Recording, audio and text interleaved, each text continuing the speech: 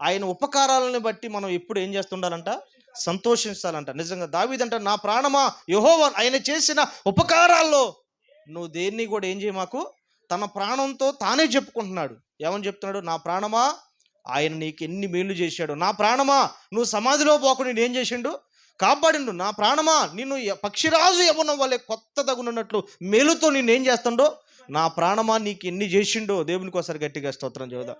నిజంగా మన జీవితంలో కూడా దేవుడు ఎన్ని మేలు చేసిండో. నువ్వు అనుకున్నా ఏమండి, నువ్వు చేసిన ప్రార్థనలు వ్యర్థంగా పోయినాయమ్మా? ఏమండి వ్యర్థంగా పోయినాయా?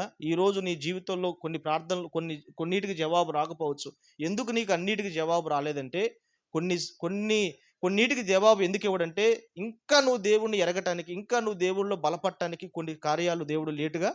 ఒకవేళ తొందరగా అన్నీ చేసిననుకో, నువ్వు దేవుడిని మర్చిపోయి ఏమండి చేసిన వాటిలో నువ్వు పడిపోతావు. అందుకని నువ్వేం చేస్తావు? దేవుడు ఏం చేస్తాడంటే కొన్ని చేస్తాడు, కొన్ని ఆపుతాడు. ఈ విధంగా నా కుమార్తె నన్ను తండ్రి అని పిలిచిద్ది, నేను నా కుమార్తె అని పిలవటానికి కొన్ని కార్యాలు దేవుడు మధ్యలో ఏం చేస్తూ ఉంటాడో, ఆపుతూ ఉంటాడు. దేవునికి ఒకసారి గట్టిగా స్తోత్రం చెబుదాం. హల్లెలూయా.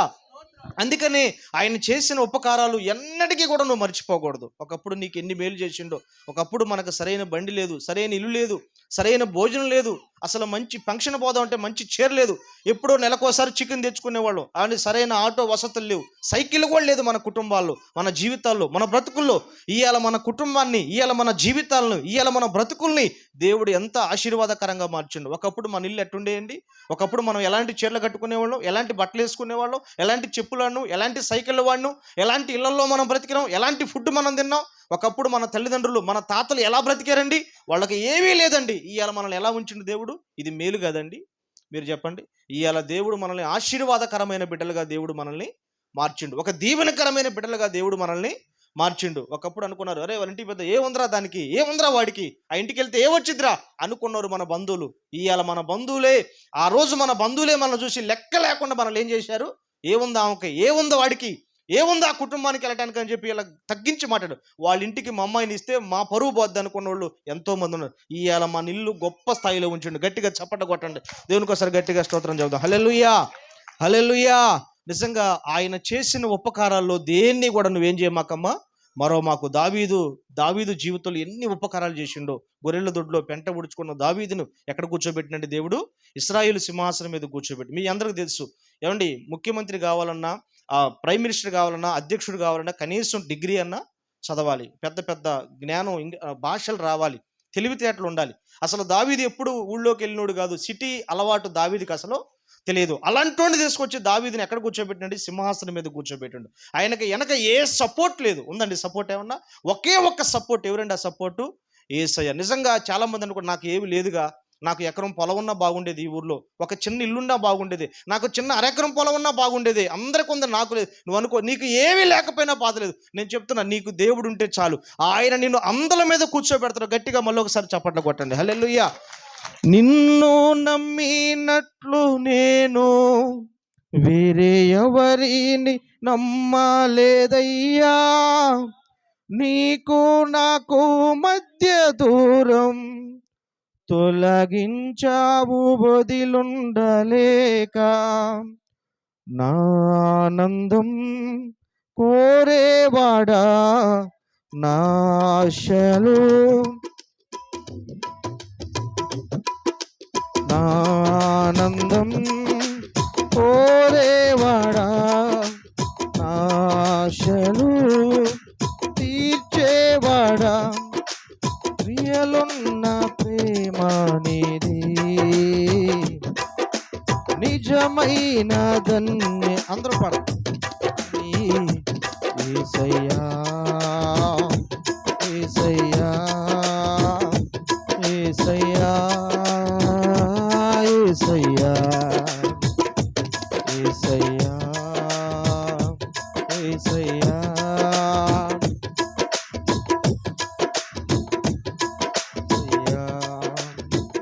మేలు చేయక నీవు ఉండలేవయ్యా, ఆరాధించక నేను ఉండలేనయ్యా, మేలు చేయక నీవు ఉండలేవయ్యా, ఆరాధించకనే ఉండలేనయ్యా. హల్లెలూయా, హల్లెలూయా.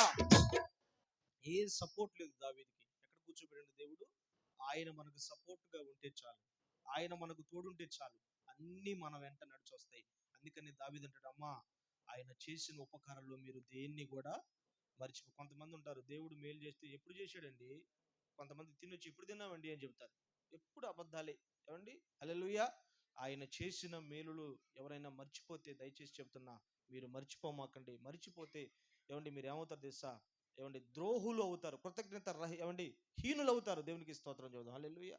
అందుకని మనం కృతజ్ఞత కలిగి ఉండాలి. ఎలా ఉండాలండి? కృతజ్ఞత కలిగి ఉండాలి. మేలులు ఎన్ని గొప్ప మేలులు చేస్తూనే ఉండదు దేవుడు ఇంకా.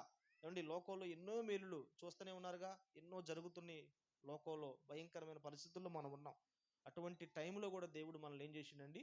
బ్రతికించిండు, ఎంతో కాపాడిండు, ఎంతో మనల్ని బలపరిచిండు. అండి మొన్న ఈ మధ్య వరదలు వచ్చి మన ఊరు మొత్తం వచ్చేసింది, అవునా కదండి?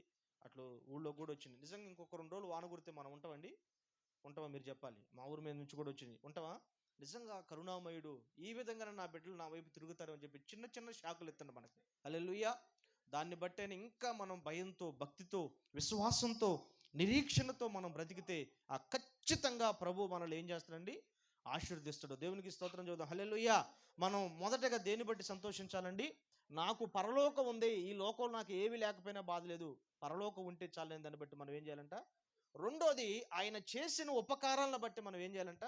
దేవుడు చేసిన ఉపకారాలు ఎప్పుడు మనం మర్చిపోకూడదంట. అవి ఎప్పుడు మనం గుర్తు చేసుకొని, అయ్యా 2000 సంవత్సరంలో జ్వరం వచ్చి డాక్టర్ గారు ఇంటికి తీసుకున్నాను నన్ను, ఆనాడు నువ్వు నన్ను చర్చిలోకి తీసుకొచ్చి ఏం చేసావు? బాగు చేసావు. దైవ సేవకులు ప్రార్థన, సంఘ ప్రార్థన నేను ఎప్పటికీ మర్చిపోలేదయ్యా. ఆ సంతోషం, ఆనందం ఎప్పుడు నీలో ఏం చేస్తుండాలి? గుర్తు తెచ్చుకుంటాలి. దేవుడు చేసిన మేలులు. ఒకప్పుడు మన కుటుంబం ఎట్టుంది, మన స్థితి ఎట్టుంది, మన తాతలు ఎలా ఉండేవాళ్ళు, మన పరిస్థితులు ఎలా ఉండేవాళ్ళు. మన ఊరోళ్ళు అడగండి, మన తాతలు ఎలా బ్రతికారు. మన ఊరోళ్ళు అడగండి, పెద్దలను అడగండి ఎలా ఉన్నారు. ఏ ఉన్నాయో మనకి ఏవి లేవో. ఇవాళ ఏంటి మన పరిస్థితి, ఒకప్పుడు ఏంటి మన పరిస్థితి, ఏ స్థితిలో ఉన్న మనల్ని ఏ స్థితిలోకి దేవుడు తీసుకొచ్చిండో. ఏమండి మన ఇంటోళ్ళు చెప్పిన పెద్దోళ్ళు చెబుతారు, ఊళ్ళో వాళ్ళు. దేవునికి ఒకసారి గట్టిగా స్తోత్రం చెబుదాం. ఇక మూడోది చూస్తే మత్తయి సువార్త 5:11 చాలా స్పీడ్గా ముగించేస్తున్నా. మత్తయి సువార్త 5:11. నా నిమిత్తము హింసించి ధన్యులు ఏమండి మూడోది దేన్ని బట్టి సంతోషించాలంట అమ్మా?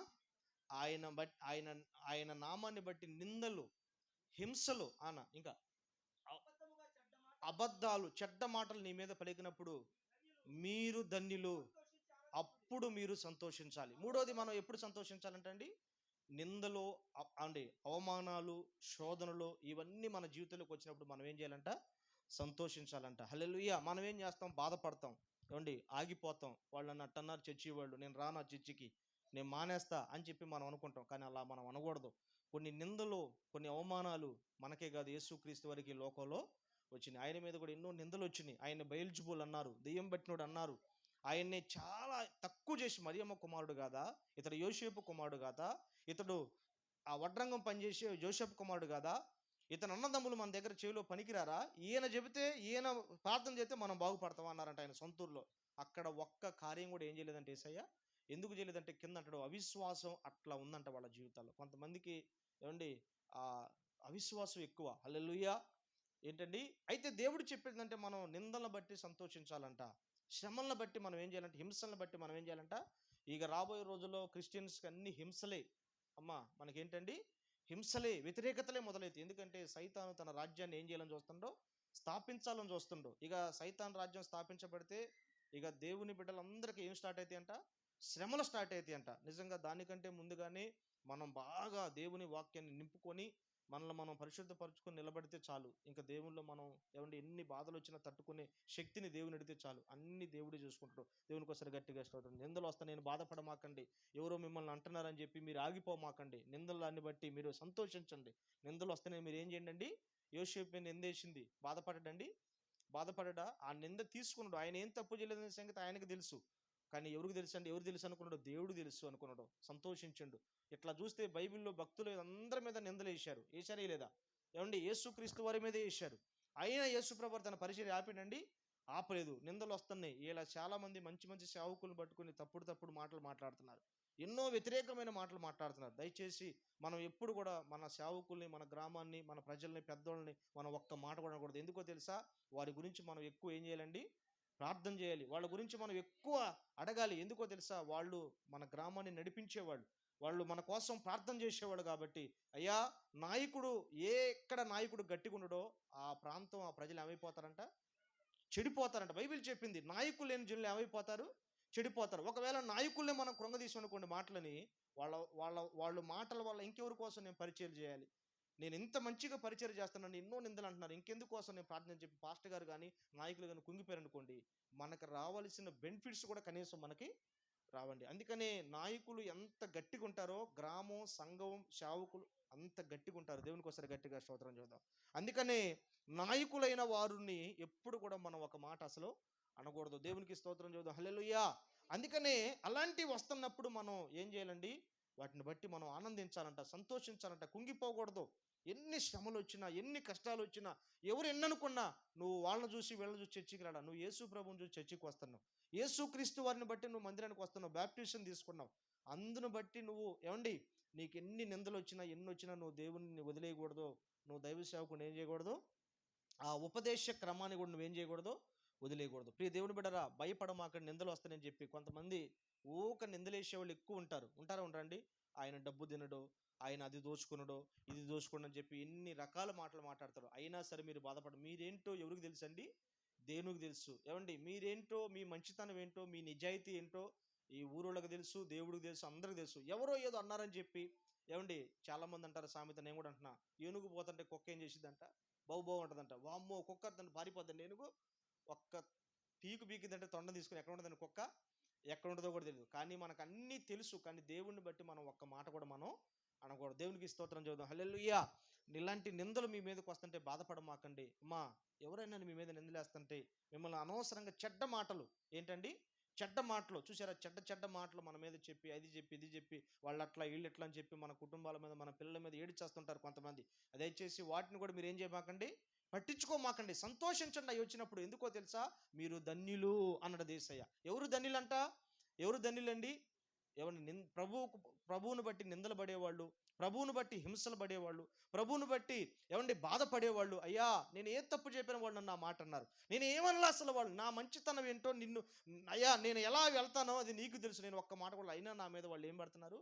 చెడ్డ మాటలు. ఏమండి దావీదు బాహురీం పోతుంటే షిమి దావీదుని పట్టుకొని, చీపో దుర్మార్గుడా, ఇశ్రాయేలుల దోషాన్ని నీ మీదకి వచ్చిందిరా, నువ్వు సౌలు కుటుంబాన్ని పాడు చేశావు కాబట్టి ఇవాళ దేవుడు నీకు ఈ స్థితిని దేవుడు తీసుకొచ్చాడని చెప్పి అబద్ధాలు చెప్పి దుమ్ము ఎగరగొట్టి రాళ్ళు ఎవరి మీదకి విసేసినంట? దావీదు మీదకి విసేసి. కానీ దావీదు అక్కడ ఆగ్రహం తెచ్చుకోవాలా. అప్పుడు అభిషేక్ అన్నాడంట దావీదు పక్కనుండే ఆయన ఒక పెద్ద ఏమండి అన్నాడంట, అయ్యా వాడు మాట్లాడే మాటలు వింటే నాకు ఏమవుతుంది?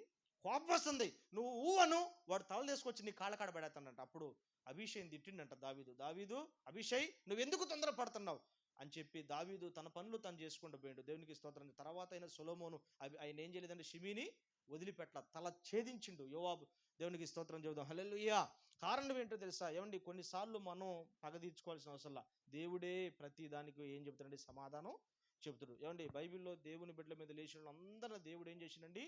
పక్కన పెట్టేసిండు, తీసి అవతల పడేసిండు. ఆయన తలుచుకుంటే ఏదైనా చేయగలడు. కాస్త ఓపిక ఉండాలి మనకి. ఏమండి మన జీవితంలో ఎన్నో నిందలు వస్తున్నాయి, మన మీదకి ఎన్నో విమర్శలు వస్తున్నాయి. వాటిని బట్టి మీరు బాధపడమాకండి, మీరు ధన్యులు అని చెప్పిండు యేసయ్య. ఎవరంటే నిందలు పడేవాళ్ళు, బాధలు పడేవాళ్ళు, నిజాయితీగా బ్రతుకుతూ, నమ్మకంగా బ్రతుకుతూ, యథార్థంగా బ్రతుకుతూ, పరిశుద్ధంగా, పవిత్రంగా, ఎంతో విశ్వాసంతో బ్రతుకుతున్న వారి జీవితంలో నిందలు వస్తున్నా మీరు భయపడమాకండి. ఆ నిందలు బట్టి మీరు సంతోషించండి. పరలోకంలో మీరు ఎవరంట? ధన్యులు. దేవునికి స్తోత్రం చెబుదాం. హల్లెలూయా. ఇలాంటి ధన్యకరమైన జీవితాన్ని ఆ ప్రభు మనకిస్తున్నాడు. ఈ నిజంగా యేసు ప్రభు యొక్క నిందలు, ఆ బాధలు మనకు అనుభవిస్తే పరలోకంలో మనకు మంచి పేరు వచ్చింది. నా కుమార్తెలారా, నా కొరకు మీరు నిందలు పడ్డారో నాకు తెలుసు, నా కొరకు ఎన్ని శ్రమలు పడ్డారో నాకు తెలుసు, నా కొరకు ఎన్ని అవమానాలు పడ్డారో నాకు తెలుసు అని మంచి విశ్వాసులారా, మీకోసమే ఈ పరలోకాన్ని నిర్మించా అని యేసయ్య వచ్చి నిన్ను తీసుకొని పోయే రోజులు ఏమండి అతి త్వరలో ముందుకు రాబోతున్నాయి. దేవునికి ఒకసారి గట్టిగా స్తోత్రం చెబుదాం. హల్లెలూయా. హల్లెలూయా. నిందలో గురించి మీరు అసలు పట్టించుకోమాకండి. ఎవరు ఏదనుకున్నా మీ పనిలో మీరు సాగిపోండి. మీ మీ జీవితాన్ని, మీ పరిశుద్ధ జీవితాన్ని మీరు కంటిన్యూషన్ చేసుకుంటూ పోండి. మిమ్మల్ని మీరు పరిశుద్ధపరచుకోండి. ఇంకోటి కూడా చెప్తున్నాను, నిందలకు మీరు అసలు అవకాశం ఇయ్యమాకండి. అమ్మ నిందలకు మీరు అవకాశం ఇయ్యమాకండి. యేసుప్రభు ఏమంటే 4 బ్యాచ్లు పడ్డాయంట. చాలామంది 3 బ్యాచ్లు అంటారు, కానీ నేను చదివితే 4 బ్యాచ్లు. ఒకటి ఏమండి వాక్యం కోసం యేసయ్య ఎమ్మట పడ్డారంట, ఆయన చెప్పే మాటలు బాగుంటాయని. 2, భోజనం కోసం పడ్డారంట. ఏమండి, ఆయన ఎక్కడుంటే అక్కడ 5 రొట్టెలు 2 చేపలు ఎంతమంది పంచుతారు, భోజనాలు పెడతారు. ఆ రోజుల్లో ఫుడ్ దొరికేది కదా జనానికి. 2, ఇక 3, ఆయన ఏమండి స్వస్థతల కోసం వెంటబడేవాళ్ళంట. దేని ఏమిటండి, స్వస్థత జరుగుతాయి అని చెప్పి. ఇక 4, ఆయన తప్పులు పట్టుకుందామని ఎమ్మడబడేవాళ్ళు ఉన్నారంట కొంతమంది. యేసు ప్రభు ఏం తప్పు మాట్లాడతారా? ఒకసారి అండి యేసు ప్రభు వాక్యం చెబుతుండ్రు. బోధకుడా, శాస్త్రులు పరిచయాలు సద్దుకలు వచ్చారు. బోధకుడా, కైసరుకు పన్నిచ్చుట న్యాయమా అని అడిగారు. ఎందుకు కైసరుకు పని న్యాయమని ఆ మాట అడిగారంటే, కైసరుకు పన్నిచ్చుట న్యాయమే అంటే యూదులు కోరు, కైసరుకు పన్నిచ్చుట న్యాయము కాదు అంటే ఎవరు కోరు, వాళ్ళు కోరు. ఎవరు, రాజులు కోళ్ళు. ఇప్పుడు ఈ రెండిట్లో ఇరకాటలో పెట్టాలని చూశారు. అప్పుడు యేసయ్య, మీ దగ్గర ఉన్న ఆ అమౌంట్ నాకు ఇవ్వండి, రూపాయి. ఇది బొమ్మ ఎవరిదంటే కైసరిది. కైసరువుకి ఇవ్వండి, దేవునికి ఇవ్వండి. గట్టిగా చప్పట్లు కొట్టండి, హల్లెలూయా. ఆయన ఎవరో తెలుసా, అనంత జ్ఞాని. ఆయన ఇరికేలను చూశారు, చివరికి వీళ్ళే ఇరక్కపోయారు. దేవునికి ఒకసారి గట్టిగా స్తోత్రం చూద్దాం, హల్లెలూయా. ఆయన ఎన్ని శోధించినా, ఎన్ని బాధలు పెట్టినా ఆయన ఒకటే, ఆయన ఏటిని పట్టించుకోలేదు. ఏ పని మీద అయితే ఈ లోకానికి వచ్చాడో ఆ పనిని ముగించుకొని అవండి ఆయన పరలోకాన్ని ఆరోహణ అయిపోయాడు. మనలో కూడా ఒక పని నిమిత్తం ఈ లోకానికి పంపించాడు. ఆ పని ముగించుకుందాం. ఎవరో ఏదో ఉన్నారని చెప్పి మనం ఆగిపోవాల్సిన అవసరం, బాధపడాల్సిన అవసరం లేదు. ఈ రోజులు ఎక్కడ చూసిన చెడ్డ మాటలు మన మీద లేనిపోని అన్ని మన మీద నిందలేస్తున్నాయి. అయినా సరే మనం బాధపడొద్దు, కుంగిపోవద్దు. ఆ ప్రభువే మనకి ముందుంటారు. అందుకనే ఒక పాట రాసింది, ఎన్ని కష్టాలు కలిగినను, ఎన్ని నష్టాలు కలిగినను. అందరం పాడదాం. ఎన్ని కష్టాలు కలిగినను, ఎన్ని నష్టాలు కలిగినను, పలు శోధనలు నన్ను ముట్టినా, ప్రియ ప్రభువే నా పరిహారి. పలు శోధనలు నన్ను ముట్టినా, ప్రియ ప్రభువే నా పరిహారి. యేసే నా పరిహారి, ప్రియ యేసే నా పరిహారి. నా జీవిత కాలమంతా ప్రియ ప్రభువే నా పరిహారి. నా జీవిత కాలమెల్లా ప్రియ ప్రభువే నా పరిహారి. హల్లెలూయా. దేవునికి ఒకసారి గట్టిగా స్తోత్రం చూద్దాం. 1, పరలోకాన్ని బట్టి మనం ఏం చేయాలంట, 2, ఆయన చేసిన ఉపకారాన్ని బట్టి మనం ఏం చేయాలంట, 3, ఆయన ఏమండి నిందలు, దేవుని బట్టి నిందలు, అవమానాలను బట్టి, హింసలు బట్టి మనం ఏం చేయాలంట, సంతోషించాలి. ఇక 4వ మాట, యాకోబు రాసిన పత్రిక 1వ అధ్యాయం 2వ వచనం. యాకోబు రాసిన పత్రిక, యాకోబు పత్రిక 1వ అధ్యాయం 2వ వచనం. చాలా స్పీడ్గా ఒక 10 నిమిషాలు. సహోదరులారా, పరీక్ష పెరిగి చాలండి, హల్లెలూయా. 4వ సంతోషం తెలుసా, శోధనలు వచ్చినప్పుడు మనం ఏం చేయాలంట, కొంతమంది కొన్నిసార్లు మనకు శోధన, బలహీనతల ద్వారా శోధనలు వస్తాయి, మనుషుల ద్వారా మనకు శోధనలు వస్తుంటాయి, సైతాన్ ద్వారా కూడా మనకి కొన్ని శోధనలు వస్తుంటాయి. ఉదాహరణకి అబ్రహాముకి 100 సంవత్సరాల వయసులో కొడుకు పుట్టిండు. చక్కగా హ్యాపీగా ఉంటున్నప్పుడు దేవుడు వచ్చానడు, నువ్వు ఏం చెయ్యి, నీ ఏకైక కుమారుని తీసుకుని నాకు బలికి తీసుకుని రమ్మని చెప్పిండు. అనడానికి లేదండి. అప్పుడు అబ్రహాముకి అది శోధనలాగా అనిపించిందా? అనిపిలా. మహానందముగా ఎంచుకున్నంట. ఆయనే కట్ల బగలగొట్టి 2 గాడిద దగ్గర పనులను తీసుకొని మొరియా పర్వతానికి వెళ్ళి ఇస్సాకును బలివ్వటానికి ఏం చేసిందంట. అప్పుడు ఆ విశ్వాసాన్ని చూసి అనడంట, నీ పేరు ఇక అబ్రహం కాదు, నీ పేరు అబ్రహామే. గట్టిగా దేవునికి స్తోత్రం చేద్దాం, హల్లెలూయా. ఇందులో కూడా నువ్వు ఏం చేశావు, నిలబడ్డావు. ఈ విశ్వాస పరీక్షలో కూడా నువ్వు నిలబడ్డావు కాబట్టి నిన్ను నేను ఆశీర్వదిస్తున్నా, నిన్ను నేను ఏం చేస్తున్నా, దీవిస్తున్నా. నిన్ను అనేకులకు తండ్రిగా, జనములకు నిన్ను ఒక గొప్ప ఆత్మీయ తండ్రిగా నిన్ను చేయబోతున్నా. ఏమంటే అబ్రహాము మా తండ్రి అని చెప్పి ముస్లిమ్స్, అబ్రహాం మా తండ్రి అని చెప్పి క్రిస్టియన్స్, అబ్రహాం మా తండ్రి అని చెప్పి యూదులు కొట్టుకుంటున్నారు. తెలుసా అండి మీకు? మన మధ్య గొడవ వచ్చింది, అల్ హక్సా మసీద్ దగ్గర గొడవ వచ్చి మా తండ్రి అబ్రహాం మా డాడీ అని చెప్పి యూదులకి ఏమండి వాళ్ళకి వారు జరుగుతుంది. అది ఇంకా సెట్ కాలేదు. దేవునికి ఒకసారి గట్టిగా స్తోత్రం చేద్దాం, హల్లెలూయా. అంత ఆశీర్వాదకరమైన స్థానాన్ని అబ్రహాం ఎందుకు సంపాదించుకున్నంటే, దేవుడు పెట్టే ప్రతి పరీక్షలో కూడా అబ్రహాము సంతోషంతో, సమాధానంతో ముందుకెళ్ళిండు, వాటిని నెగ్గిండు కాబట్టి అబ్రహామును దేవుడు అంతగా దీవించిండు. మనుషుల ద్వారా మనకు శోధనలు వస్తాయి, సైతాన్ ద్వారా వస్తాయి, ఏమండి బలహీనతల ద్వారా కూడా వస్తాయి. అవి వచ్చినప్పుడు ప్రభువా ఎందుకు నన్ను ఇంత శోధిస్తున్నావు, నేనే దొరికాను నీకు, ఎవరో దొరకలేదా, ఇంకెవరో లేరా, నాకెందుకు రావాలి ఈ జబ్బు, నాకెందుకు రావాలి ఈ కష్టం, నాకెందుకు ఎరగాలి కాలు, నాకెందుకు రావాలి ఈ గుండె జబ్బు, నాకెందుకు రావాలి ఈ అనారోగ్యం, నాకెందుకు రావాలి ఈ క్యాన్సర్ అని చెప్పి ఎవరైనా కుంగిపోయి ఉంటే భయపడమాకండి. దేవుడు ఎందుకు మిమ్మల్ని నిలబెట్టుకొని మిమ్మల్ని స్వస్థపరిచి నలుగురికి యేసు ప్రభు యొక్క గొప్పతనాన్ని తెలియజేయటానికి మీకు కొన్ని శోధనలు దేవుడు తీసుకొస్తాడు. అందరికీ శోధనలు తీస్తున్నాడు. ఎవరైతే ఆయన సంకల్పంలో ఉన్నారో, ఎవరైతే ఆయన ప్రణాళికలో ఉన్నారో, ఎవరైతే ఆయన దృష్టిలో ఉన్నారో, ఎవరైతే ఆయన ఏర్పాట్లో ఉన్నారో, ఎవరైతే నిజాయితీగా నిలబడుతున్నారో దేవుని కోసం, వారికే పరీక్షలు వస్తాయి, వారికే శోధనలు వస్తాయి, వారికే శ్రమలు వస్తాయి, వారికే నిందలు వస్తాయి, వారికే అవమానాలు వస్తాయి, వారికే అన్నీ వస్తాయి. వాటన్నిటితో కూడా నిలబడి సంతోషించి నువ్వు తట్టుకోగలిగితే నిన్ను నెక్స్ట్ లెవెల్లోకి దేవునికి గట్టిగా స్తోత్రం చేద్దాం. హల్లెలూయా. శోధనలు వస్తున్నాయి అమ్మా, మనుషుల ద్వారా వస్తున్నాయి, భయపడమాకు. జబ్బుల ద్వారా వస్తున్నాయి, భయపడమాకు. సైతాన్ ద్వారా వస్తున్నాయి, భయపడమాకు. సంతోషించు, అయ్యా ఈ శోధన వచ్చింది నాకు, నేను ఎట్లా నిలబడాలి, ఎట్లా ముందుకెళ్ళాలి అని దేవుడిని అడుగు. నీకు ఒక దోవ చూపిస్తాడు, ఖచ్చితంగా నీకు మేలు చేస్తాడు. కొన్ని శోధనలో, కొన్ని బలహీనతలు మనల్ని నిలబెట్టడానికి వస్తాయి. యేసు ప్రభు చెప్పిండు, మా లాజరు చనిపోయిందంటే అది మరణం కోసం వచ్చింది అది కాదు, దేవుని మహిమ కోసం వచ్చిన మరణం అది. దేవునికి ఒకసారి గట్టిగా స్తోత్రం చెబుదాం. యేసు ప్రభు ఎక్కడికి వెళ్ళిండు, బేతనీ వెళ్ళిండు. మరియమ్మ మార్తమ్మ బయటకు ఉరికొచ్చి యేసయ్యను గట్టిగా హట్ చేసుకుని ఏడితే, అయ్యా నువ్వే ఉంటే నా తమ్ముడు చచ్చిపోయాడు. అప్పుడు యేసయ్య అన్నాడు, సమాధి ఎక్కడుందో పావనాడు. ఎందుకు సమాధి మీద పూలు చల్లటానికి అనుకున్నారు వీళ్ళు, వాళ్ళకి తెలియదుగా, ఏమంటే దండయాత్ర ఏమనుకున్నారు. అప్పుడు యేసయ్య అయ్యా అప్పుడు అడిగినంటాను, మార్తా నువ్వు నమ్మితే ఎవరిని చూస్తావు, దేవుని మహిమను. అప్పుడు యేసయ్య అందంట, అయ్యా పునరుద్ధానంలో లేత్రన్న సంగతి నాకు తెలుసు కానీ ఈ సంగతి నాకు.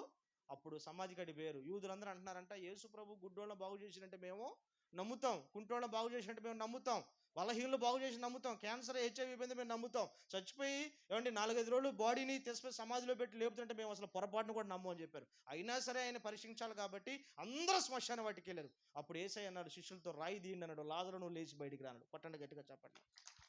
హల్లెలూయా, హల్లెలూయా.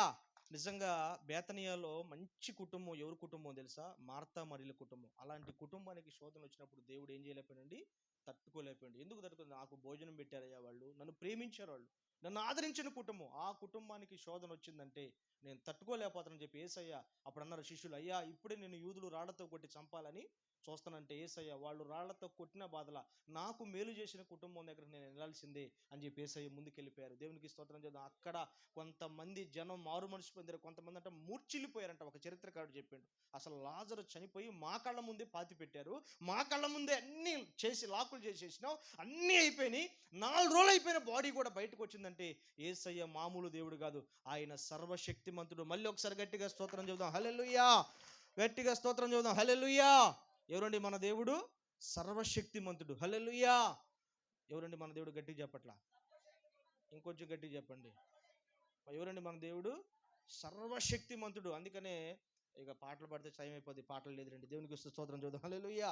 ఇలాంటి శోధనలు వస్తున్నప్పుడు భయపడమాకండి. మీకే వస్తున్నాయి నొప్పులు, మీకే వస్తున్నాయి బలహీనతలు, మీకే వస్తున్నాయి బాధలు, మీకే వస్తున్నాయి అప్పులు. అయ్యా నేను దేవుణ్ణి ఎరిగిన దగ్గర నుంచి ఏనాడు తప్పు చేయడం తెలియదు, అబద్ధాలు చెప్పడం తెలియదు, నీకు ఒకటే నాకు తెలుసు నిజాయితీ, ఒకటే నాకు తెలుసు పరిశుద్ధమైన జీవితం. అయినా నా కుటుంబానికి ఏం వస్తున్నాయండి, శోధనలు వస్తున్నాయి. లోకంలో అందరూ బాగున్నారు కానీ నేనెందుకు అని చెప్పి నువ్వు అనమాకు. దేవుడు నిన్ను ఎందుకో పరీక్షిస్తుండో, ఆ ఖచ్చితంగా పరీక్షలో నిలబడితే నిన్ను జయ వీరుడుగా, జయ జీవితాన్ని దేవుడు నీకు ఇస్తాడు. శోధనలు వచ్చినప్పుడు భయపడమాకండి, శోధనలు బట్టి మీరు సంతోషించండి, శోధనలు బట్టి మీరు ఆనందించండి. లాస్ట్ మాట చెప్పి ముగించేస్తా. దెస్సలోనికి రాసిన పత్రిక 4:16 లాస్ట్ మాట. మొదటి దెస్సలోనిక, ఇంకొక 5 నిమిషాలు అమ్మ. 4:16.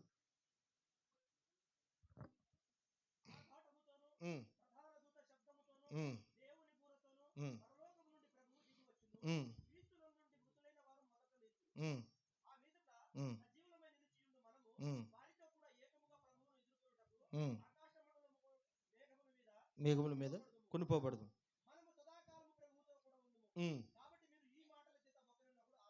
ఐదోది ఏంటంటే పరలోకంలో ఉంటాము. ఏమండి, మొదట ఏంటంటే పరలోకాన్ని బట్టి మనం ఏం చేయాలి భూలోకంలో. ఇక లాస్ట్ మాట, దేవుడు మనతో ఉంటాడని మనం ఏం చేయాలంట, సంతోషించాలి. లాస్ట్ మాట, మనం చనిపోయిన తర్వాత ఎవరితో ఉంటామండి అమ్మ, ఇక్కడ మనం బంధువులతో, పిల్లలతో, అందరితో ఉన్నాం. కానీ మనం చనిపోయిన తర్వాత వాళ్ళు ఎవరు మన దగ్గరికి రారు. అక్కడ మనకి మహిమ శరీరం వచ్చింది. ఇక పరలోకంలో ఎవరితో మనం ఉంటాం, ఎవరు మనం వెంటుంటారు, అందుని బట్టి మనం ఏం చేయాలంట, సంతోషించాలంట. హల్లెలూయా.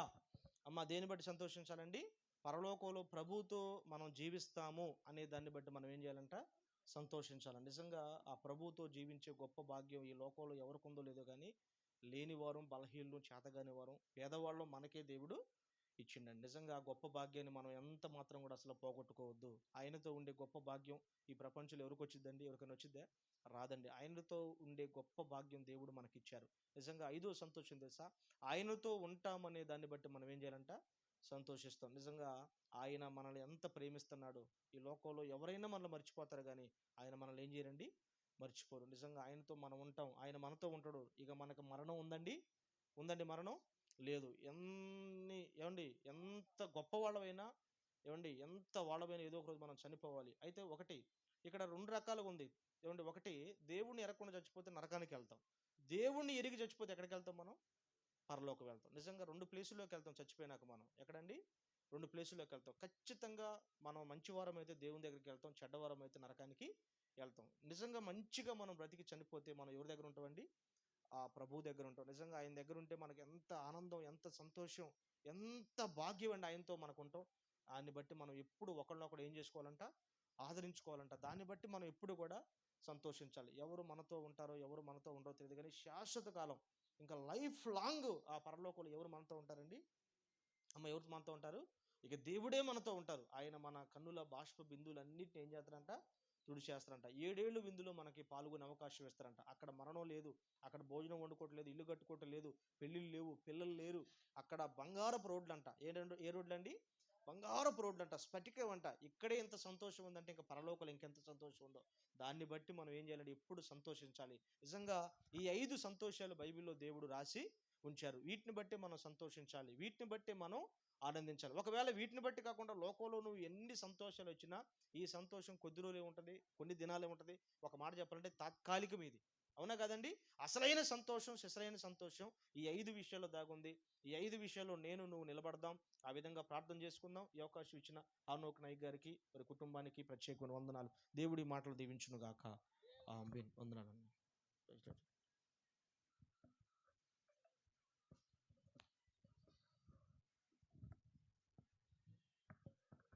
దేవునికి స్తోత్రాలు. మీ అందరికీ వందనాలండి. మరి నేను మొదటి నుండి లేను కాబట్టి అంశం పూర్తిగా నాకేం అర్థం కాలేదు.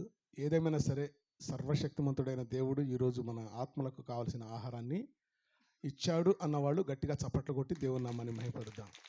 Praise lord. హల్లెలూయా. చివరిలో ఒక విషయం ఏంటంటే, పరలోకమును బట్టి మనం ఏం చేయాలంట? ఎక్కడ సంతోషించాలి? భూమి మీద సంతోషించాలి. దేవునికి స్తోత్రం. భూమి మీద నిజంగా మరి సంతోషిస్తున్నామా? ఏమండి, నేనంటాను దగ్గర 99% భయపడుతూనే ఉన్నారు. సంతోషం ఎవరికి లేదు. ఎందుకంటే పరిస్థితులు అలా ఉన్నాయి. అయితే మనం ఎవరికి భయపడాలి, ఎవరికి భయపడాలి అనేది ఒక 2 మాటలు చెప్పి నేను ముగించేస్తాను. దేవునికి స్తోత్రం కలుగును గాక. హల్లెలూయా. ఎవరికి మనం భయపడాలంటే దేవుడు చెబుతున్నాడు, జ్ఞానము కలిగిన వాళ్ళు భయపడతారు. ఎవరండి భయపడేది? జ్ఞానం కలిగిన వాళ్ళు. ఏ జ్ఞానం అంటే ఈ లోక జ్ఞానం కాదు, ఆత్మీయ జ్ఞానం. అదేంటంటే దేవుని యందు భయము భక్తి కలిగిన వాళ్ళు మాత్రం ఈ భూమి మీద చెడు పనులు చేయడానికి భయపడతారు. అదిగో అలాంటి వారికే దేవుని రాజ్యం. చెడు పనులు చెయ్యకుండా ఉన్నవారు ఎవరైతే ఉంటారో వాళ్ళు నిశ్చయంగా ఈ భూమి మీద సంతోషిస్తారు. ఎందుకంటే ఏ భయం వాళ్ళకి లేదు. ఎందుకు? వాళ్ళు ఎటువంటి చెడు పనులు చేయడం లేదు గనక, తప్పుడు పని చేయరు గనక వారికి ధైర్యం ఎక్కువ. హల్లెలూయా. కాబట్టి మనం ధైర్యంగా ఉండి సంతోషించాలంటే ముఖ్యంగా మనకు కావాల్సింది ఏంటి? దేవుని యందలి భయము, భక్తి. ఈ విషయంలో దేవుడు ఏమంటున్నాడో చూద్దాం ఒక్కసారి. మనము దేవుడు ఏమంటున్నాడో చూద్దాం ఒక్క మాట. లూకాసు వార్త 12వ అధ్యాయం 5వ వచనంలో ప్రభు చెబుతున్నాడు. ఒక్కసారి చదివి వినిపించగలరా? ఇదిగో, ఎవనికి మీరు భయపడవలెనో మీకు నేను తెలియజేస్తాను. చంపిన తర్వాత లేదా చనిపోయిన తర్వాత నరకములో పడద్రోయ శక్తి కలిగిన వానికి భయపడుడి. ఈ భూమి మీద ఒక భక్తుడు అంటాడు, నరునికి నేను ఎలా భయపడవలెను. ఏమంటాడు? నా కొరకు పొంచువారి, కీర్తన గ్రంథం 49:5 అంటున్నాడు, నా కొరకు పొంచువారి దోష కృత్యములు నన్ను చుట్టుకొనినప్పుడు ఆపత్కాలములలో నేను ఎలా భయపడవలెను. నన్ను చంపాలని చూస్తున్నారు చూడు, వాళ్ళందరూ నన్ను చుట్టుకున్నప్పుడు, భయంకరమైనటువంటి ఆపద కలిగిన ఆ సమయంలో ఏమంటున్నాడు? దోష కృత్యములు చేయవారు, వాళ్ళు మంచి పనులు చేయవారు కాదు నన్ను చంపడానికి వచ్చేది, చెడు పనులు చేయవారు, అలాంటి వారు నా చుట్టూ చుట్టుకున్నప్పుడు వారికి నేను ఎలా భయపడవలను. ఎలా భయపడవలను? మరి ఎవరికి భయపడాలి? ఎవరికి భయపడాలో కూడా ప్రభు చెబుతున్నాడు. చూద్దాం ఒక్కసారి ఒక మాట. దేవునికి మహిమ కలుగును గాక. హల్లెలూయా. ఇర్మియా గ్రంథం 5వ అధ్యాయం 22వ వచనంలో ప్రభు చెబుతా ఉన్నాడు, సముద్రము దాటలేకుండునట్టును దాని తరంగములు ఎంత పొర్లినను అవి ప్రబలలేకయు, ఎంత ఘోషించినను దాన్ని దాటలేకయు ఉండునట్లును నిత్య నిర్ణయము చేత దానికి ఇసుకను సరిహద్దుగా నియమించిన నాకు మీరు భయపడరా. దేవుడు అంటున్నాడు, సముద్రం దగ్గరికి వెళితే తెలుస్తుంది అసలు ఎలా ఉంటుందో. భయంకరంగా ఉంటుందండి. అంత గొప్ప సముద్రం కూడా అలలు వస్తూ ఉంటాయి, ఒక్కొక్క పర్వతం అంత అలలు వస్తూ ఉంటాయి. కానీ దానికి ఇసుకతో దాన్ని అరికట్టాడు దేవుడు. హల్లెలూయా. అంత పెద్ద మహాసముద్రాన్ని, ఘోషించినటువంటి సముద్రాన్ని కేవలం సరిహద్దుగా ఇసుకను పెట్టి దాన్ని దాటడానికి వీల్లేదన్నాడు సముద్రాన్ని. నేటి వరకు కూడా సముద్రాలన్నీ కూడా వాటికి హద్దుగా నియమించిన ఆ ఇసుకలను దాటటం లేదు. దేవునికి స్తోత్రం కలుగును గాక. అలాంటి దేవునికి మనం ఏం చేయాలంట? భయపడాలి అని అంటున్నాడు. మళ్ళీ భక్తుడు అంటున్నాడు, ఇర్మియా గ్రంథం 10:7 అంటాడు కదా, జనములకు రాజా నీకు భయపడని వాడు ఎవడు? ఎవరైనా జనములకు, ప్రపంచం, యావత్ ప్రపంచంలో కోటాను కోట్ల ఏమండి మనుషులు ఉన్నారు, నరులందరికీ ఎవరైనా రాజు. ఆ రాజుకు అంటున్నాడు కదా, జనములకు రాజా నీకు భయపడని వాడు ఎవడు? జనముల జ్ఞానులందరిలో, వారి రాజ్యములన్నిటిలోనూ నీ వంటి వాడు ఎవడును లేడు గనుక నరులు నీకు భయపడుట అనుగుణ్యము. ప్రతి ఒక్కరు కూడా ఎవరికి భయపడాలంట? దేవునికి భయపడాలి. దేవునికి భయపడాలంటే ఏ ఏ విషయాల్లో మనం దేవునికి భయపడాలో కూడా ప్రభు చెప్తున్నాడు. ఈ భూమి మీద ఉన్నాం కదా, మనం ఏ ఏ విషయాల్లో మనం భయపడాలి చూడండి. పరిశుద్ధ బైబిల్ గ్రంథం, హల్లెలూయా, లేవియకాండం 19వ అధ్యాయం 3వ వచనంలో ప్రభు చెబుతా ఉన్నాడు, మీలో ప్రతి వాడు తన తల్లికి తన తండ్రికి భయపడవలెను. ఎవరికి భయపడాలండి? నిజంగా మనం దేవుని బిడ్డలేమైతే ఎవరికి భయపడాలి? తల్లికి తండ్రికి భయపడాలి. భయపడుతున్నారా? ఏమండి, బాగా ఆలోచన చేద్దాం. తల్లిదండ్రులకు పిల్లలు భయపడుతున్నారా? లేదా మేము బాగా వయసులో వచ్చామండి, మాకు 2 పిల్లలు ఉన్నారు, మా తండ్రి తల్లి బతికే ఉన్నారు, మరి వాళ్ళకి ఎందుకు భయపడాలనుకుంటున్నారా? వారికి మీరేం చేయాలి? మీరు తల్లిదండ్రులే మీ పిల్లలకు, అయినా మీ తల్లిదండ్రులు ఇంకా బ్రతికి ఉన్నారు కాబట్టి నువ్వు ఎంత పెద్దవాడవైనా ఎంత గొప్పవాడవైనా ఆ తల్లిదండ్రులకు నువ్వు పిల్లవాడివే. వారికి నువ్వు కుమారుడువు, కుమార్తెవే. వారి దృష్టిలో నువ్వు పిల్లవాడివే. కాబట్టి ఏం చేయాలంట? తల్లిదండ్రులకు మనము భయపడాలి. నిజంగా దేవుని భయమే గనుక మనలో ఉంటే మన తల్లిదండ్రులకు మనం ఏం చేయాలి? భయపడాలి. పిల్లలారా, మీ తల్లిదండ్రులకు భయపడండి. మనం ఏం చేయాలి? తల్లిదండ్రులు బ్రతికినంత కాలము, వాళ్ళు ముసలి వాళ్ళైనా సరే ఏమండి, వాళ్ళకు మనం ఏం చేయాలట? భయపడాలి. ఎందుకు అంటున్నాడు దేవుడు? అంటున్నాడు, మీరు నిజంగా నాకు భయపడే వాళ్ళే అయితే, మీరు నిజంగా నాకు కుమారులు కుమార్తెలే అయితే మీ తల్లిదండ్రులకు మీరేం చేయాలి? భయపడాలి. దేవునికి స్తోత్రం కలుగును గాక. అదిగో ప్రభు చెబుతున్నాడు, నేను నియమించిన విశ్రాంతి దినములను ఆచరింపవలెను. అదే వాక్యంలో ఉంది ఈ మాటలో. చూడండి, లేవియకాండం 19:3 అదే ప్రభు అంటున్నాడు కదా, తల్లిదండ్రులకు భయపడాలి, విశ్రాంతి దినమును ఆచరించాలి. అంటే అర్థం ఏంటో తెలుసా? పిల్లలారా, విశ్రాంతి దినముగా ఆదివారపు ఆరాధన దినము, అది దేవుని దినము, దేవుని ప్రతిష్ఠ దినము. మీ తల్లిదండ్రుల వెంట మీరు కూడా దేవుని మందిరానికి వెళ్ళండి. ఎందుకంటే ఇది దేవుడు పెట్టిన ఆజ్ఞ. తల్లిదండ్రులకు భయపడుతున్నారు కదా, నిజంగా మీరు తల్లిదండ్రులకు భయపడేవారైతే తల్లిదండ్రులతో పాటు మీరు ఎక్కడికి వెళ్ళాలి? దేవుని మందిరానికి వెళ్ళాలి. గట్టిగా చప్పట్లు కొడదాం, దేవుని నామాన్ని మహిమ పరుద్దాం. మన పిల్లలు మరి భయపడే పిల్లలుగా మనమే వారిని వారిని మలుచుకోవాలి. మనం పిల్లలుగా ఉన్నప్పుడే, పెద్దోళ్ళు అయితే మన మాట వినరు. కాబట్టి దేవుడు అంటున్నాడు, ఇదిగో ప్రభు చెబుతున్నాడు, తల్లికి తండ్రికి భయపడాలి, విశ్రాంతి దినమును జ్ఞాపకం చేసుకోవాలి. దేవుని మందిరపు వెళ్ళే రోజున మనం ఏం చేయాలి? జ్ఞాపకము చేసుకోవాలి. ఇంకా రెండవదిగా ప్రభు చెబుతున్నాడు, దేవుని భయపడే బిడ్డలమే గనుక మనం దేవుని బిడ్డలమే అయితే ఏం చేయాలో రెండవది కూడా ప్రభు చెబుతున్నాడు. లేవికాండం 19:14 చెబుతున్నాడు, చెవిటి వాడిని తిట్టకూడదు. వాడికి వినపడదుగా, వాడికి ఏం వినపడదుగా అని చెప్పేసి, నిజంగా వాడు చెవిటోడు అని చెప్పేసి నీ ఇష్టం వచ్చి తిట్టడానికి వీలు లేదు. పైన ఆకాశం నుండి దేవుడు వింటున్నాడు. గట్టిగా చప్పట్లు కొడదాం. వాడికి వినపడదులే అని చెప్పేసి నువ్వు తిడితే, వింటున్నవాడు ఉన్నాడు పైన.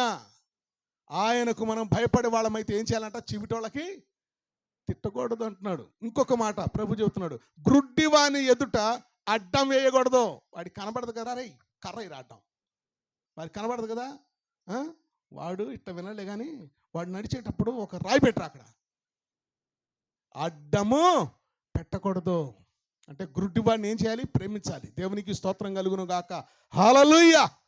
ప్రభు చెప్తున్నాడు, దేవుని బిడ్డలమైన మనకు తల్లిదండ్రులకు భయపడాలి, దేవుని మందిరానికి వెళ్ళాలి, చెవిటి వాళ్ళకి తిట్టకూడదు, ఇంకా గ్రుడ్డివానికి అడ్డమేమి వేయకూడదు. చేతనైతే సహాయం చేయి, దారి చూపు, నడిపించు, అంతేగాని అడ్డం మాత్రం వేయకూడదు అంటున్నాడు. ఇంకొక మాట ప్రభు చెప్తున్నాడు, నీ దేవునికి నీవు భయపడవలెను, నేను యెహోవాను అంటున్నాడు ఆయన. నేను దేవుడను గనుక నువ్వు ఈ పనులు నువ్వు చేయాలి అంటున్నాడు. ఇంకొక మాట లేవికాండం 19:32 ఇంకొక మాట చెప్తున్నాడు. ఇవన్నీ కూడా మనం జ్ఞాపకం చేసుకోవాలి. ఈ పనులు చేస్తేనే మనకు దేవుని భయభక్తులు మనకు ఉన్నట్లు. చూడు, అలాగైతేనే పరలోక రాజ్యం మనకి ఉట్టిగేం రాదు. పరలోక రాజ్యం అంత సింపుల్ ఏం కాదు. వీటన్నిటిని జరిగించాలంటే మనం కష్టపడాలి. దేవునికి స్తోత్రం కలుగును గాక. హల్లెలూయా. 19:32 అంటున్నాడు, తల నెరసిన వాని ఎదుట లేచి ముసలివాని ముఖమును ఘనపరచాలి. ఏంటండి, ముసలివాళ్ళని ఏం చేయాలి? మనం ఘనపరచాలి. ఘనపరచడం అంటే ఆయనకి మనం మర్యాద ఇవ్వాలి, గౌరవము ఇవ్వాలి. ఒక ముసలోడు వస్తున్నాడంటే లేచి నుంచోవాలి, అది మర్యాద, అది గౌరవము. అంటే వయసున్న వాడిని మనం గౌరవించినట్లు. దేవుని బిడ్డలారా, ఈరోజు ప్రభు మనతో నేర్పుతున్న పాఠం ఇది. చూసారా, ప్రభు అంటున్నాడు, తల నెరసిన వాని, అంటే తెల్ల వెంట్రుకలు ఉంటాయి చూడు, వాళ్ళ ఎదుట మనం ఏం చేయాలంట? నిలబడాలంట. ఈ మధ్య బాలమిరుపులు ఎక్కువైపోయినాయి. వయసు రాకపోయినా తెల్లంట్రుకలు వచ్చినాయి కదా, వాళ్ళ ఎదురు నుంచోండి, పిచ్చోడు అంటారు నిన్ను, చిన్నపిల్లడి దగ్గర నిన్నుంచున్నారా అని. అది కాదండి. వయసున్నటువంటి తల నెరసిన వాని ఎదుట లేచి నిలబడాలి. అంత మాత్రమే కాదు, ముసలి వాని ముఖమును ఘనపరిచి నీ దేవునికి భయపడవలెను, నేను యెహోవాను. ఇక చివరిగా 2 మాటలు చెప్పి ముగించేస్తా. ఇంకొక మాట లేవికాండం 25:17 ప్రభు చెబుతున్నాడు, మీరు ఒకరినొకరు బాధింపకూడదు. ఎక్కినే కాకిరే చేయించా, బాధ పెట్టలేరు చేయించా. నీకు బలం ఉందని బలహీనుని చూసి నువ్వు బాధ పెట్టకూడదు అని ప్రభు అయిన దేవుడు చెబుతా ఉన్నాడు. చూడండి, ప్రభు అంటున్నాడు కదా, నేను మీ దేవుడైన యెహోవాను. చివరి మాట, హల్లెలూయా. గట్టిగా చప్పట్లు కొడదాం ఒకసారి దేవునికి. ఈ మధ్యలో చప్పట్లు ఎందుకంటే ఇక మెలకువ కోసం అయిపోయిందిలేండి. ఇక చివరి ప్రార్థన ముగింపు అయిపోతుంది మనకి. హల్లెలూయా. చూడండి, ప్రభు చెబుతున్నాడు, కీర్తనల గ్రంథం 49వ అధ్యాయము 5వ వచనం. నా కొరకు సారీ అది కాదు, కీర్తన 49:6 చూడండి. తమ ఆస్తియే ప్రాపకమని నమ్మి తన విస్తారతను బట్టి పొగడుకొను వానికి నేనేలా భయపడవలను? వాళ్ళకు కాదు నువ్వు భయపడవలసింది. ఎవరికి భయపడాలంట? సర్వశక్తిమంతుడైన దేవునికి భయపడే వాళ్ళైతే మొట్టమొదటి ఏం చేయాలి చెప్పండి? తల్లిదండ్రులకు భయపడాలి, దేవుని మందిరానికి వెళ్ళాలి. ఏమండి? ఇంకా రెండవది, తల నెరసిన వాని ఎదుట లేచి నుంచొని వారిని ముఖమును ఘనపరచాలి. ఇంకొకటి ప్రభు ఏం చెప్తున్నాడు? చెవిటి వానికి తిట్టకూడదు, గురుటి వానికి అడ్డం పెట్టకూడదు. ఇంకా ప్రభు చెప్తున్నాడు కదా, మీరు ఒకరినొకరు బాధించకుండా నాకు మీరు భయపడినట్లయితే దేవుడు అంటున్నాడు, బలా నమ్మకమైన మంచి దాసుడా, నా బిడ్డలారా, లోకము పుట్టినది మొదలుకొని మీ కొరకు ఏర్పాటు చేయబడినటువంటి పరలోక రాజ్యపు ద్వారము తెరవబడింది, రండి లోపలికి అని పిలుస్తాడు ఆయన. గట్టిగా చప్పట్లు కొడదాం, దేవుని నామాన్ని మహిమపరుద్దాం. దేవుడి మాటలన్నింటినీ మన అందరి వినికిడిలో ఈ రాత్రి ఆశీర్వదించునుగాక. చిన్న ప్రార్థన చేద్దామండి. అందరం తలలోంచుదాం, ప్రార్థన చేద్దాం. తలలోంచుదాం, ప్రార్థన చేద్దాం. ఏదో విని అలా వదిలేయటం కాదు, కానీ అమ్మా, లోకం పుట్టినది మొదలుకొని ఈ రోజు వరకు కూడా ప్రభు హెచ్చరిక చేస్తూనే ఉన్నాడు. రోజులు దగ్గర పడ్డాయి, దేవుని రాజ్యం చాలా సమీపంలో ఉంది. ఎంత సమీపంలో అంటే అంత సమీపంలో ఉంది. దయచేసి ప్రభువుకు భయపడాలి, దేవుని రాజ్యాన్ని స్వతంత్రించుకోవాలి. ప్రభువుకు భయపడితే ఈ భూమి మీద అన్ని మంచి పనులు మనం చేయాలి. దేవునికి మహిమ కలుగునుగాక. ప్రార్థన చేద్దాం, అందరం కూడా ప్రార్థన చేద్దాం. స్తుతి స్తుతి స్తుతి స్తుతి స్తుతి స్తుతి స్తోత్రములు నాయన. జీవము గల దేవ, మహోన్నతుడ, మహాపరిశుద్ధుడ, మహాగణుడవు, సర్వోన్నతుడవు, సర్వ అధికారములు కలిగిన మహా గొప్ప దేవుడవు నాయనా. నీ నామమును బట్టి నేటి వరకు మమ్మలను కాయుచు కాపాడుచు వస్తున్నావు. ఎన్నో హెచ్చరికలు మాకు నాయనా చేస్తూ ఉన్నావు. అయా, నీ నామమునకు భయపడి అయా నీ చిత్తమంతయు జరిగించు వారిని మీరు ప్రేమతో ఏర్పాటు చేసుకున్నారు నాయనా. ఏర్పాటు చేసుకున్న గుంపులో అల్పులమైన మమ్మలను ఉంచినందుకై నిండు హృదయముతో కృతజ్ఞతా స్తోత్రాలు చెల్లిస్తున్నాను ప్రభు. అయా, దేవుని యందలి భయము, భక్తి ఎట్టిదో మాకు నేర్పండి నాయనా, మాకు నేర్పండి ప్రభువా. అయా, నీ నామమును బట్టి నాయనా నీకు భయపడి నీ చిత్తమంతయు జరిగించు కృప అనుగ్రహించు నాయనా. ఈ సమయంలో మా ప్రభు అయిన దేవాని దాసుని మీరు నిలబెట్టి అయా ఇదిగో తండ్రి, ఇదిగో తండ్రి, యవ్వన కాలములో పట్టుబడి నువ్వు పట్టుకొనినటువంటి నీ దాసుడు నాయనా, ఇంతవరకు నాయనా నీ దాసుని నోట ఏదైతే నీవు మాటలు ఉంచినావో, ఏదైతే నీ ప్రజలకు కావలసిన ఆహారాన్ని మీరు విత్తి ఉన్నారో అదంతా కూడా నైనా నూరంతలుగా ఫలించుటకు కృప అనుగ్రహించబడునుగాక. అయా, విత్తిన వాక్యమును విత్తిన నీ దాసునికి అయా ఇదిగో తండ్రి నైనా సమస్తమును అయా మీరే దయచేయుదురుగాక. అయా, తన పరిచర్యను నైనా అబ్రహాం గారి పరిచర్యను దీవించండి. అయా ఇదిగో తండ్రి, ఎన్నో సంవత్సరాల తర్వాత అద్భుతమైనటువంటి ఒక వార్తను మాకు మాత్రం వినేటట్టు చేసావు నైనా. అయా ఇదిగో తండ్రి, కుమార్తె నా తండ్రి ఇదిగోనైనా అయా ఇదిగో తండ్రి నైనా గర్భవతి అయింటుండగా అద్భుతమైన నీ ఆశీర్వాదం ఆ బిడ్డ వెంట కలుగునుగాక. అయా, ఇది మొదలుకొని నైనా అయా ఇదిగో ప్రభా నా తండ్రి నైనా అయా చేతిలో నా తండ్రి నువ్వు ఇచ్చు బహుమానం కనబడేంత వరకు నీ కృపా కాపుదల సంరక్షణ వారికి కలుగునుగాక. ప్రభా కృప చూపండి. అన్నిటికంటే మరి విశేషంగా ఇదిగో ప్రభా నీతిమంతుల గుడారములలో రక్షణను గుర్చిన సంగీత సునాదములు వినిపించబడ్డాయి. అయా, నీ కుమారుడు షీల, వారి సత్యమణి కవిత, ఇదిగో ప్రభు వారి కుమారులు ముగ్గురు కుటుంబమంతా కలిసి ఎంతో ప్రయాసపడి నీ నామమును బట్టి మేము పొందిన రక్షణను బట్టి ఇక్కడ అందరికీ దేవుని మాటలు వినిపించాలని ఎంతో ప్రయాసపడిన ఆయన ఈ ప్రోగ్రాంను కండక్ట్ చేసి ఉంటుండగా ప్రభువునందు వారి ప్రయాస వృధా కాదని మేము ఎరుగుదుమునైనా. రావలసిన దీవెనలు ఆశీర్వాదములు నిండుగా దయచేయండి ప్రభు. మీరే దీవించి ఆశీర్వదించాలని ఈ మనవులన్నీ నీ మహిమ నిమిత్తమే యేసుక్రీస్తు శ్రేష్టమైనటువంటి ఉన్నతమైన నామంలో ప్రార్థించి పొందుకొనుచున్నాము మా పరమ తండ్రి. మన మధ్యలో ఉన్నటువంటి దైవజనులు షారోన్ ప్రార్థనా మందిర సంఘ కాపరి అయినటువంటి దానియేల్ గారు వచ్చి ఆశీర్వాదం ఇవ్వాలని ప్రేమపూర్వకంగా మనవి చేస్తూ ఉన్నాను. Praise the Lord. Hallelujah. Praise the lord.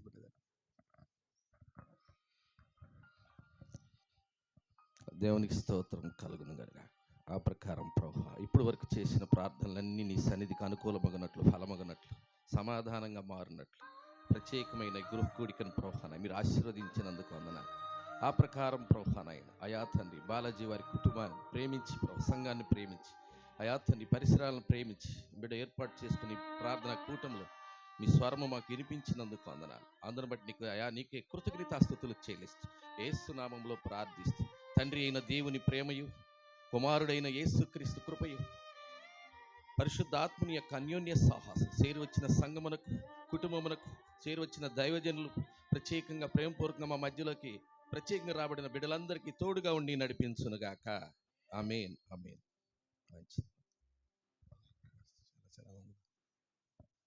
మరి ఈ యొక్క సభలో ప్రభు మహాకృపను బట్టి మన గ్రామ పెద్దలైనటువంటి యేసుబాబు గారు ఉండటం మనకు ఆశీర్వాదకరం. గట్టిగా చప్పట్లు కొడదాం, దేవునామని మహిమపరుద్దాం. Praise the Lord. Hallelujah. Thank you. అందరికీ ప్రేమ విందు ఏర్పాటు చేయబడింది కనుక ఏ ఒక్కరు కూడా విందులు పాల్గొనకుండా